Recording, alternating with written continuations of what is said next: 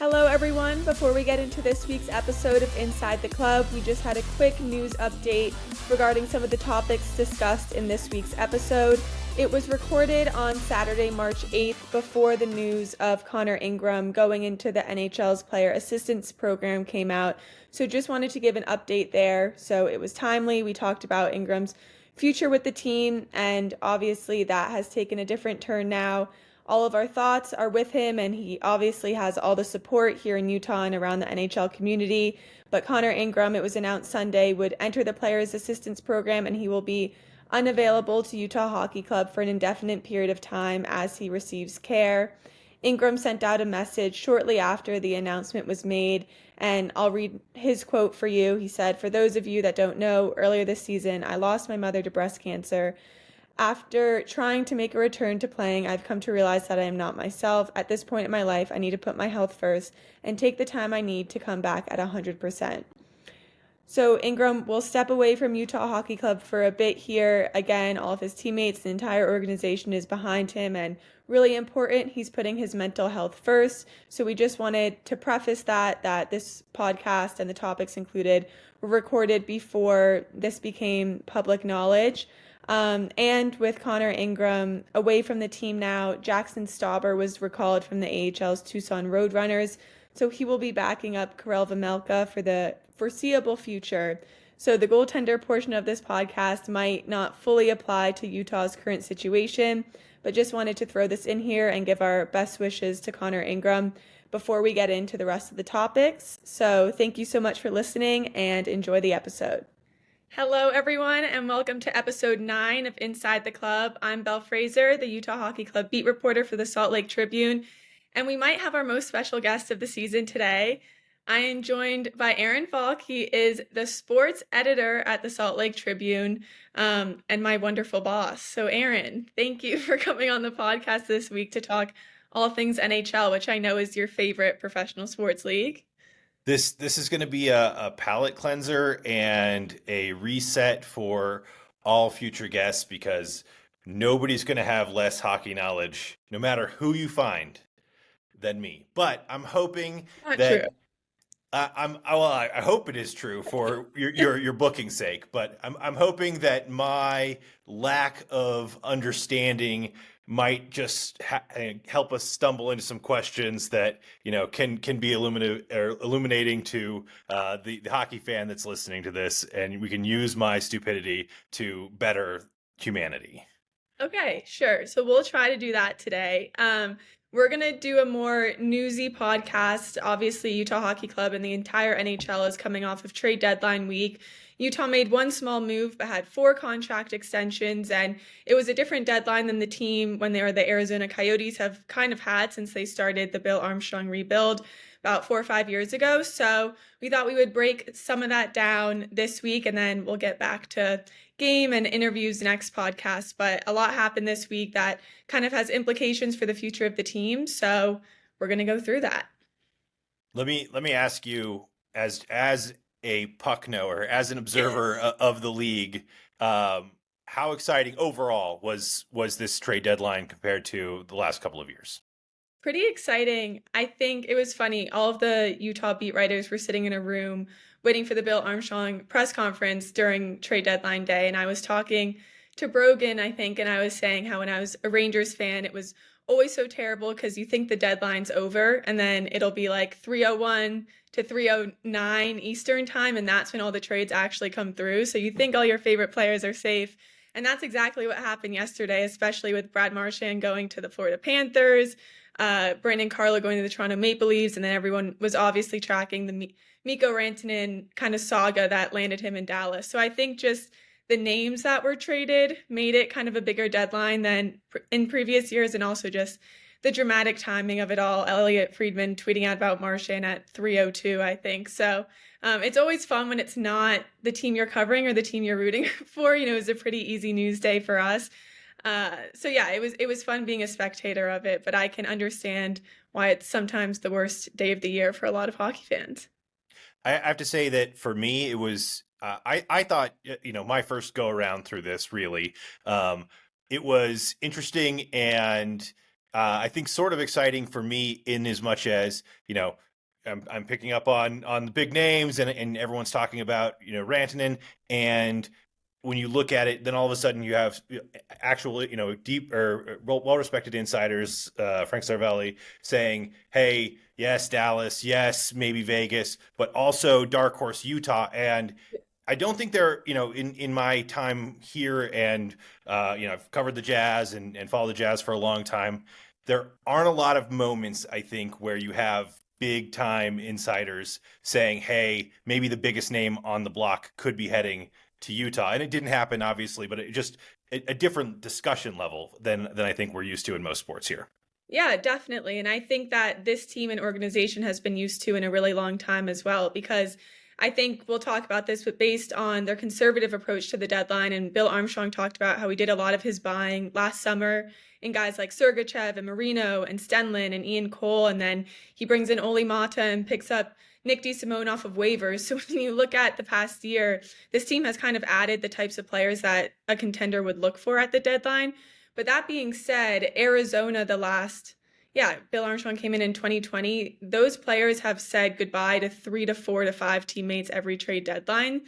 And no, they weren't getting big hitters. It wasn't like they were selling off the team to then pull in a really big player. But it's true. Utah was part of the conversation when you were looking at crazy trades of power forwards or Mikko Rantanen, or especially summer free agency now with the cap space that they have accumulated. So it was funny. We were watching all the live streams and Utah kept being brought up as, like you said, a dark horse who might be quiet now, but is really going to take a big splash in free agency. Yeah. So, okay. So I've been going back through looking at different trade grades. The Athletic gave Utah Hockey Club a C plus. And I'm wondering if you think that's a fair grade, and maybe we can jump off and talk about what they did or didn't do. But I want to start there. Is C plus a fair grade for what happened the last couple of weeks? I might go a bit above a C plus. I mean, I think it would have been really helpful if Utah brought in a goal scorer, a middle six forward, to bolster their depth scoring, their secondary scoring down the stretch here. But I just don't think that was on the market, especially probably with what Utah was willing to give. We asked Bill Armstrong yesterday, was the plan always to kind of have a quiet deadline? And he said, we would have been all in if it was a dynamic player and it was the right price, but they said there just wasn't that name out there for them. And, this is not confirmed, but Matias Michelli was a big part of trade rumors. Nick Bukestad is on an expiring contract and he's a center, and those are always wanted at the deadline. And they have stockpiles of picks from their rebuilding era. So I think that was probably what they were comfortable dealing with. If you just look at what has been said from the insiders the week leading up to it, but it feels like whoever they had their eye on or didn't have their eye on, it just didn't pan out, but they feel comfortable with what they have. So I would say I don't blame Bill Armstrong for just keeping the group together. He said they deserve to fight. They put themselves 3 points out of a playoff spot. Let's not break up the chemistry. And I agree to that to some extent. And then the move they did make, if we want to go into that, was kind of random.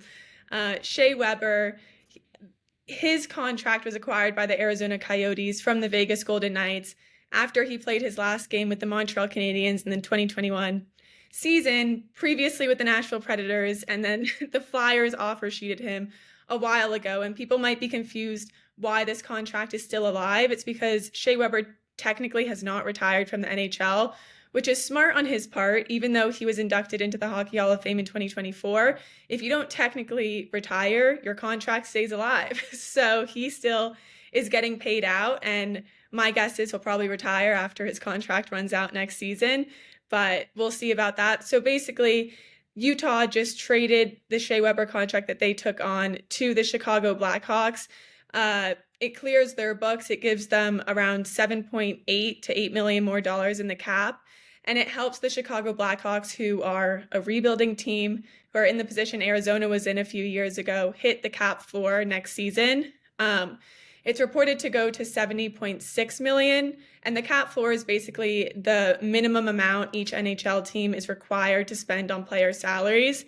So on a team like the Chicago Blackhawks or the Arizona Coyotes a few years ago, you don't have star players, so you're not paying your players a ton because just not that talent, that caliber. So some rebuilding or bad teams take on dead contracts just to be able to hit the cap floor. That's basically how this helps Chicago. They're not just doing Utah a favor. And then Utah sent over 2 of their prospects, and they got a 2026 fifth round draft pick in return. So, they got rid of 2 prospects that probably weren't going to pan out into NHL players. They got $7.8 million off their books to use in the summer. And it was kind of housekeeping is what the organization called it. So it's not the big fancy headline move that maybe fans would have wanted, but I think it sets them up for future success. Shea Weber skyrocketing to the top of my favorite NHL players of all time list for the grift. Hall of Fame player, Hall of Fame bag getter. Always get as much money as you possibly can out of everything. We were saying he should have just put the Blackhawks jersey. I mean, he technically could have played in the Utah-Chicago game. How funny would that have been? Absolutely. Ceremonial puck drop, move on. Big check. Big cardboard check. Yeah. So, all right. So you talked about some of the money that this clears. What does their cap space actually look like in the summer in terms of like, what could they possibly get? Like what does that mean? How does that translate to talent, I guess, acquisition? According to our trusty friend Puckpedia, which is the new Cap Friendly after Cap Friendly died last year, unfortunately, they took it off the internet. Utah has a projected $22.3 million in cap space, which is a lot. And it's spending money that they've kind of prepared for. You talk about someone like Logan Cooley, who is eligible for an extension. And we saw Dylan Guenther sign an 8-year, $50+ million extension in September. So I think this gives the organization a lot of flexibility with signing their young talent to deals that will keep them in Utah and keep them a core part of this team for the future. Jack McBain is going to be a restricted free agent, so the team still has, rights and kind of control over where he goes, but that gives them a little extra money there. And Bill Armstrong actually made an interesting point when asked about Logan Cooley, and he compared it to the contract that Wyatt Johnston of the Dallas Stars signed on deadline day. He's 21 years old, 21-year-old center, really impactful, kind of the same type of player Cooley is for Utah. And he signed a $42 million 5-year contract extension. So Armstrong mentioned that, kind of setting the framework for how they'll work around Cooley. Guenther got 8 years. Who knows the term that Cooley wants in Utah, but I think that gives them more space to kind of give Cooley what he deserves and what they think will help him grow here and make him want to stay in Utah. And then when you look at the free agency market this summer, Mikko Rantanen was obviously taken off of it, but Mitch Marner is still there. And a really interesting tidbit from the deadline dropped about Mitch Marner earlier today from Sportnet's Elliot Friedman. Apparently, Toronto tried to trade Mitch Marner to the Carolina Hurricanes in exchange for Mikko Rantanen, but Mitch Marner is protected by no trade and no movement clause, and he refused to waive it. But I think the fact that the organization was willing to trade Mitch Marner probably shows that they know he's probably going to walk at the end of this season, and the fact that he knows the organization was willing to trade him probably furthers his mindset that he wants to get out of Toronto. He's someone who has, thrived there in the regular season, but been a really big problem in the playoffs and the pressure of playing there. So I think that just opens up more room for Utah to be able to offer these free agents who can, completely change the complexion of a forward group to come here. And they'll be able to compensate them accordingly to some of, the top teams calling him this summer. So I'm not saying Mitch Marner automatically goes to Utah Hockey Club, but it allows them to be in the conversation for some of the big hitters that are still on the list this summer. What's going on in Carolina? It's that nobody wants to be there, Belle. Come on. I know. I know. I mean, so not a ton in the trade space, but a bunch of news out of this team over the last few days before the deadline in terms of re-signing players, extending players. I mean, we could start basically anywhere. Maybe we should just start with some of the veteran guys, Ian Cole, Alex Kerfoot. Why sign them to 1-year deals? What happens there? Yeah, well, everyone should go read our story in the Salt Lake Tribune, which goes more into this, and totally subscribe as well for great coverage. But we'll give you a synopsis of what was in that story. I think one thing to point out with Alex Kerfoot and Ian Cole is they both got less money and agreed to less money to stay in Utah for a year. Alex Kerfoot took a $500,000 pay cut. He was on a 2-year, $7 million contract with the Arizona Coyotes before, and this one is 1 year, $3 million. And Ian Cole was on a 1-year, $3.1 million contract that he signed with Utah this summer. He took an $100,000 pay cut. I think for them, it's probably not that much considering what NHL players have in the bank account. For average people like us, $500,000 is a pretty big pay cut. But I think that just shows they want to be part of this core veteran leadership. And Bill Armstrong talked a lot about bringing over winners into that locker room and keeping winners there. And Alex Kerfoot's versatility and the moments he's played in, I think really helps. And he's obviously an alternate captain. And then Ian Cole has won 2 Stanley Cups and been, a shutdown defenseman for them. He's helped Michael Kessling develop a bit and let Michael Kessling be more of an offensive defenseman. Ian Cole's not the fastest. He's 36, turning 37, but he's blocking shots. That's young to anyone listening. Super young. I just mean for athletes. But, he's filling a hole for them that is just a good third pair defenseman. So I think for Bill Armstrong, signing them to 1-year contracts was really smart of him because they have a lot of prospects in the pipeline that they're probably going to want to call up eventually to start developing at the AHL, NHL level. And having Kerfoot and Cole here just for 1 year kind of helps bridge that transition where they know they won't have to call up, Maverick Lamoureux again when he's not NHL ready just because they need bodies in the NHL lineup. It's pretty clear that he needs to be down in the AHL for a bit longer. So it ensures that you have 6 to 7 NHL proper defensemen next year. And same with Alex Kerfoot. I mean, Armstrong talked about how he just fills the gap wherever you need him. He's the only Utah forward that has played on all 4 lines. He's center the first line. He's on the wing on the second line. He's been on the wing on the 4th line and 3rd line. And so, I think he's just there to be a Band-Aid in the most respectful way. It's not that his game isn't important, but he really is that kind of Swiss Army knife for them that I think is important when you're kind of waiting for a Tija Ginla or a Cole Baudouin or players of that type to pan out. Vejmelka gets a big deal. I guess no surprises there. I would imagine that happens. But what do you think of that means for sort of the long term of Connor Ingram? It's interesting because last season Ingram started in 50 games. It was pretty clear that he took over the net and that he was the starting goaltender for the Arizona Coyotes. And out of training camp as well and throughout preseason, Coach Andre Torini said, Connor Ingram's our guy. He's our starter. And he started the season like that, and it was a pretty rough start for him numbers-wise. And then he obviously went away for 2 months to deal with some family issues, which is incredibly sad. And you can imagine it's hard to play your best when you're dealing with that type of moment in your life. But when he departed in November, Karel Vejmelka took over in net for around, like we said, 2+ months. And he's a big reason why Utah is in the playoff picture right now. Bill Armstrong said in quotes yesterday, he saved our season. So I think that's pretty high praise from the front office. And that kind of bolstered his value. Vejmelka is a guy who got drafted and then decided to be a free agent, went back to Czech Republic and played there for 5 years before he signed a one-year 2-way deal with the Coyotes, which means he can be bounced between the NHL and AHL. So his NHL career really didn't start until a few years ago, and then he continued to build in Arizona and had some growing pains, but here he is this season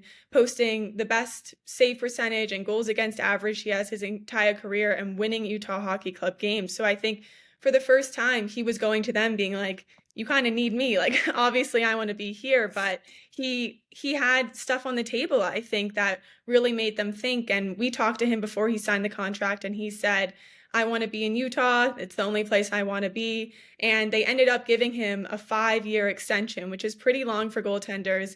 I don't know. If I was front office, I imagine they probably wanted to give him 3 to 4 years, but what are you going to do if you want to keep him here? And it has an average annual value of $4.75 million. But the good thing for Utah in this is that the yearly salary declines year to year. So he's getting paid like $5.1 million the first 2 years, then 4 point something the third. And then the last 2 years of the contract, he's getting paid below $4 million, which with the cap rising, and if they wanted to trade him down the line, that's a pretty good steal. So I think the way they structured the contract kind of made up for the 5-year term, probably makes them feel a bit more comfortable. But 5 years, you kind of want to let the goaltender that signed that contract take over for your franchise. And what does Connor Ingram do from there? He has one more year left on his contract. It's just under $2 million. And then I find it hard to believe that they re-sign him. They have Jackson Stauber in the AHL right now. They also have Michael Hrabal from UMass Amherst, who's going to probably sign after his junior season next year. So they're going to have tangible goaltenders that can come up and play backup to Vejmelka. And I think, yes, it's important you have two good goaltenders in the NHL, but those are probably two guys that both want to be starters, and I just can't see them splitting the games evenly from here on out. The goaltender rotation, when they did it, when Ingram got back, it was one of Utah's worst records of the year. They aren't the best goaltenders when they're playing every other night. So I think Vejmelka expects to start, and that puts Ingram in a tough position mentally too, because the team has completely turned to Vejmelka. They started him in back-to-back games, which is something they haven't done all season long. They usually give one goalie a break. So I think it's something for Ingram to think about for himself. Do I want to be here? What's my role here? And for Vejmelka, you hope he keeps this play up, but if he dips, then you're kind of happy you kept Ingram. But it is interesting now that one of them has the big shiny contract and one of them is going to be in the last year next season. To this idea of the rotation, they've got to be only a handful of teams that are actually rotating goalies 50%. When you want your best goalkeeper on the ice as much as humanly possible, I have to imagine. So I'm just wondering, how sort of unique was this idea for Utah in terms of, if they truly were 1A, 1B, I guess, how much did Vejmelka really separate himself, and how sustainable would a rotation be anyways next year? It was pretty unique. The Boston Bruins famously had Linus Ullmark and Jeremy Swayman go one game off, one game on for seasons at a time, and it worked for them somehow. I think it was just the consistency where Swayman and Ullmark knew that it would always be that way. And it kind of pushed each goaltender to play the best they could because they knew they were coming out the next game. But I don't think you've seen around the league something that has worked that well. Any NHL player will tell you, I feel my best when I'm playing every game and I'm practicing every practice, just because you're more in tune. So, I can't imagine Utah going back to the one on, one off. Most teams, goaltenders used to play sometimes 70 to 80 games a year, which is crazy thinking about it now. Like, I remember Henrik Lundqvist for the Rangers basically played every regular season game and then went to the playoffs. But realistically, your starter is playing in 50 to 60 games and the backup goalie is playing in 30 to 25. So it's not like Ingram wouldn't play at all or the 1B wouldn't play at all. But I think it needs to be a bit more of starter and backup, and not we're going to keep this in the air and see who plays well tonight and kind of go with whatever happens. I think they should stabilize that, but I don't think that's ever something that they'll come forward and, say. Right. So, you mentioned Michelli at the top as someone whose name was thrown around in rumors quite a bit. I guess, surprised to see him still here after the deadline, and what does his future look like? I think it'll be interesting to see if they insert him back into the lineup now that the trade deadline is over. They did not play him in Chicago in Utah's game directly after the trade deadline, but he's been a healthy scratch for 8 consecutive games now, 10 cumulative games this season, and some speculation was that he was being held out for trade protection. A lot of times around the trade deadline, like in most sports, players who might be part of a deal are held out just so they don't get hurt and it doesn't tamper with, the value they could get back. So who knows if that is why Michelli was out for that long of a period of time. But, players like Liam O'Brien and Michael Carcone have kind of took his spot. You look at someone like Josh Doan, too, who came up from the AHL when Dylan Guenther and Logan Cooley were hurt, and both of those guys are back in the lineup, and Josh Doan has stayed, and Matthias Michelli is out. They're very different players, obviously, but I think when it's a numbers game, you look at Doan, Carcone, and O'Brien as players that coach feels comfortable with and have also been part of the winning formula, so it may be a matter of if it's working, don't break it, or whatever the saying is. But for him, I think it's probably extremely frustrating. When we were writing our preseason articles and the talk in training camp, expectations were extremely high for Matias Michelli. He was coming off, I think, almost a 60-point season, 57 points maybe in 82 games. He didn't miss a single game. And that was after a rookie season where he got a lower body injury and missed some games, but he was second in points for all rookies in the NHL, just behind Matty Beniers of the Seattle Kraken. And if he was healthy that year, he could have been the top scoring rookie in the NHL. So this is a player that Utah put a lot of stock in, thinking that they knew his playmaking ability, they knew his passing ability, but they had a lot of faith in his shot. And that confidence and consistency just hasn't been there this season. But Bill Armstrong's message yesterday was that's not a reason to give up on Matias Michelli. He likened the situation to Jaden Schwartz in St. Louis when Bill Armstrong was the assistant general manager there in the 2018-19 season when the Blues won the Stanley Cup. Schwartz had a really rough regular season. He scored 11 goals and however many assists through 60-something games. And then in the playoffs, he had 12 goals in 26 games and 8 assists, I believe, 20 points in 26 games en route to the Stanley Cup. So that's a guy that they probably weren't even, could have been an extra forward in the playoffs, but he rose to the occasion. And Armstrong kind of had the same mindset with Michelli that when he is called upon and if they do make it to the playoffs and they need to throw him in there, or if someone gets hurt and he goes in, or they just insert him back as a regular in the lineup, he needs to embrace that and have, a Schwartz type moment where the past and his rut and scoring rut doesn't affect him. He just moves on and kind of becomes a difference maker for the team again. So that's the internal hope for Matias Michelli. We'll see if that actually pans out, but it's not good for him. It's not good for his development. It's not good for the team to have him watching in the press box every night. So I think that's something you keep tabs on. He has a bit more term on his contract, so he won't be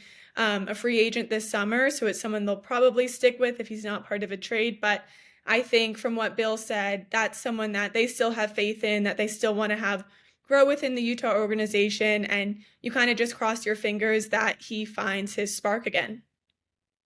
We're gonna get to Olimata, but I'm wondering if there are any other kind of upcoming unrestricted guys that you're surprised didn't get done, or did it make sense to basically leave those guys, unextended at this point?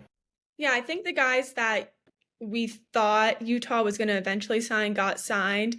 Michael Carcone will be an unrestricted free agent, but he's someone that you could probably work with this summer towards the end of the season, or, they might just pass on him, a numbers game again. Robert Bertuzzo will be an unrestricted free agent. He's still on injured reserve with his lower body injury. He hasn't played in months. It feels like he might be creeping towards the end of his career, and they already signed Ian Cole, who is the veteran defenseman present, so they kind of don't need 2 of those. So I imagine they don't re-sign Robert Bertuzzo either. Like I said, McBain will be a restricted free agent, and then Vejmelka is probably the biggest one to get done. And Nick Bjugstad, too, will be unrestricted. I imagine they might move on from him as well. Again, veteran, center, plays wing, plays center, middle 6 player. He's a lot bigger than Kerfoot, but kind of offers the same value, I would say. And based on them signing Kerfoot and not having talks with Bjugstad, I don't know if he's, going to be on this roster next year, but we'll see. We'll see. I think Bill prioritized the ones he wanted to get done, and then those conversations will continue to happen. But yeah, Bjugstad, Carcone, Bertuzzo, I think future a little bit more unclear with the team. So then, yeah, back to Mata. One of the success stories, I would say. I mean, you make this deal probably out of necessity with all the injuries that happened at the start of the year. He comes in and earns an extension. I guess from what you've seen from him, how does he fit? How has he earned that extension? Yeah, I mean, he's someone that Bill Armstrong said they actually looked at during the summer when they were trying to bulk up their back end before they made the Sergachev and Marino and Cole deals. So they've kind of had their eye on him for a bit now. But like you said, when Sean Durzi and John Marino both went down with injury for 3 to 6 months was the timeline in October, they had to bring in reinforcements. So they traded for Olimata for a 3rd-round pick, which is astonishing. Good work by the GM to bring Mata over with that. But getting him so early in the season, the trade was on October 29th, I believe, end of October. They had a lot of time between then and now, or this summer, the end of the season, to get to know Mata, to see if he fits the system, to kind of understand how he's like in the locker room and if he would be a long-term fit. So I think that was a great benefit to the team. Obviously, you don't want Sean Durzi and John Marino out, but pulling Mata in that early showed Bill Armstrong that this is a guy you do need to extend. And I think for Ole Mata, it was kind of a second chance almost. He was scratched for two out of 10 games, I believe, in Detroit before getting traded. And then he comes into Utah and he played on the top pair with Mikhail Sergachev for a while. He's on the penalty kill. And he's kind of just been this steadying, calming presence for them. He's another guy who is a two-time Stanley Cup champion. He was on Team Finland for Four Nations, which we covered.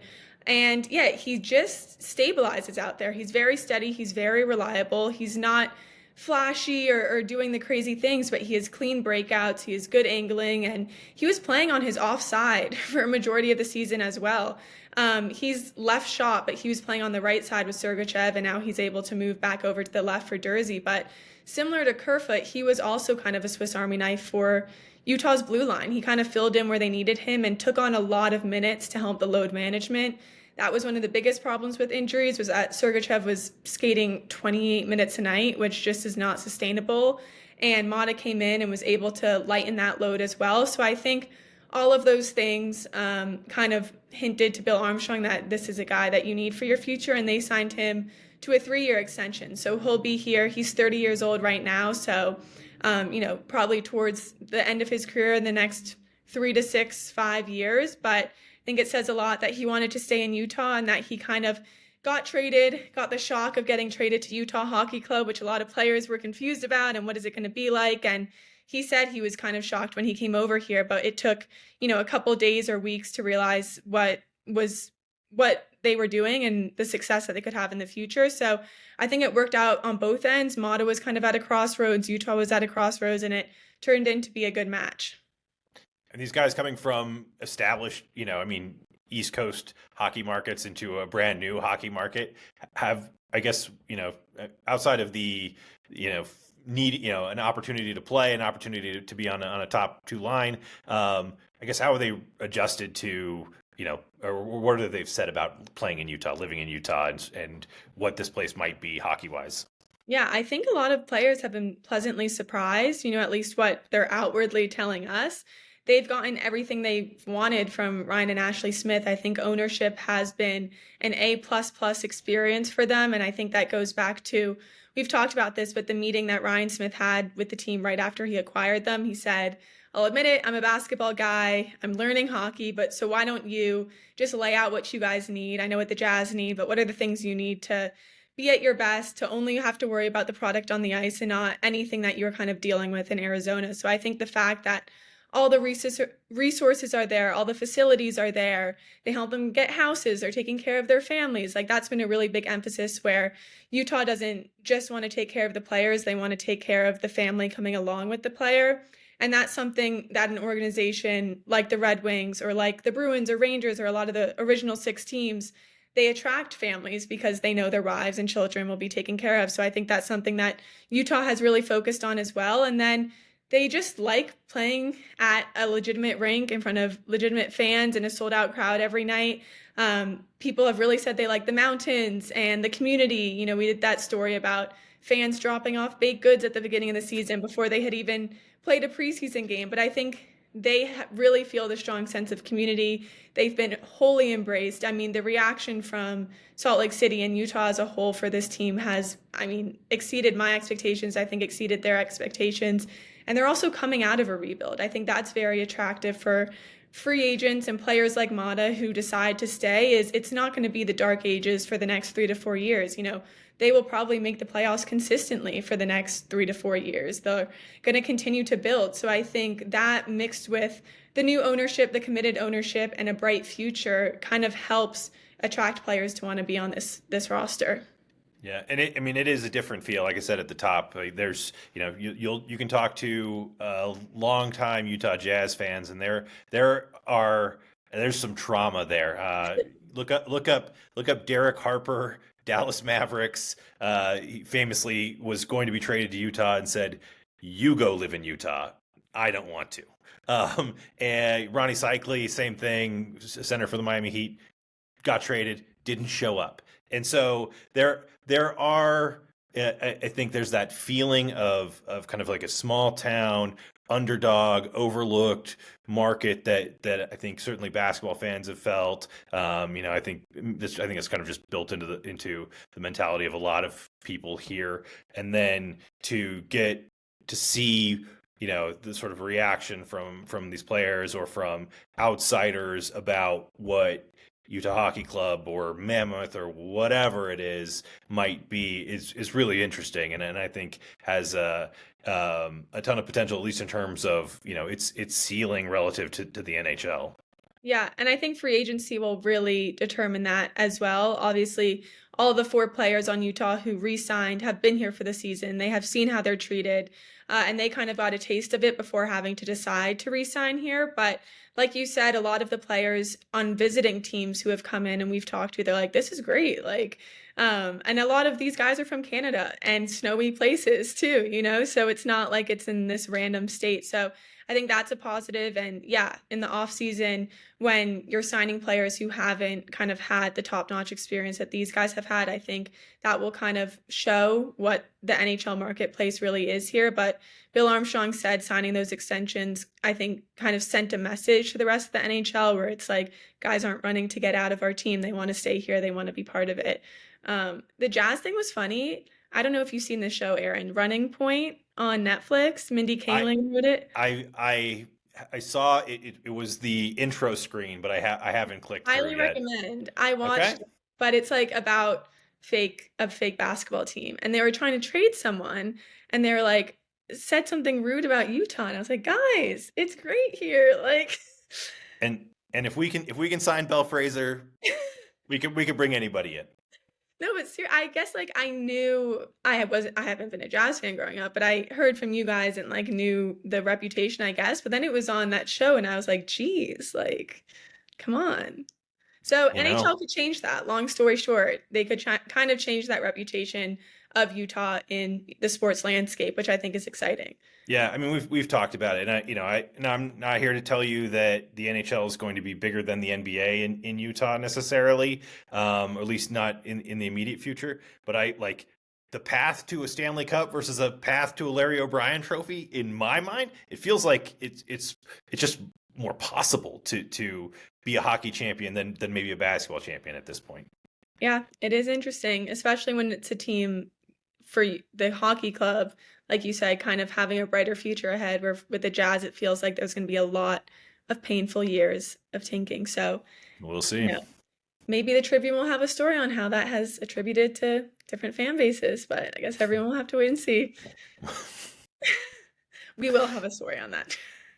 We just got to get deadlines set up. Yeah. We'll be good. Eventually. For sure. Yeah, I mean, I'll say this probably to wrap up, because I've been going on for too long. But just on a personal note, we've really appreciated what you've done, Belle, and I think you've given a lot of people a lot of insight and education on a new sport that for a lot of people here, nobody knew what offside was, and certainly there are diehards and everyone else that's spreading the good word of hockey. But I think you've done a great job, and we really appreciate it. Thank you, Aaron. I appreciate it. And your hockey knowledge is just skyrocketing on a daily basis. So I try. Put in the work. You too. You were dropping all the big names yesterday in Slack for the trade deadline. I was like, he gets it. He knows it. See, I know. He knows. Well, thank you everyone for tuning in to this week of Inside the Club. I hope you enjoyed a more newsy episode. We'll be back next week, obviously every Tuesday, but enjoy the rest of your week, and thanks for listening.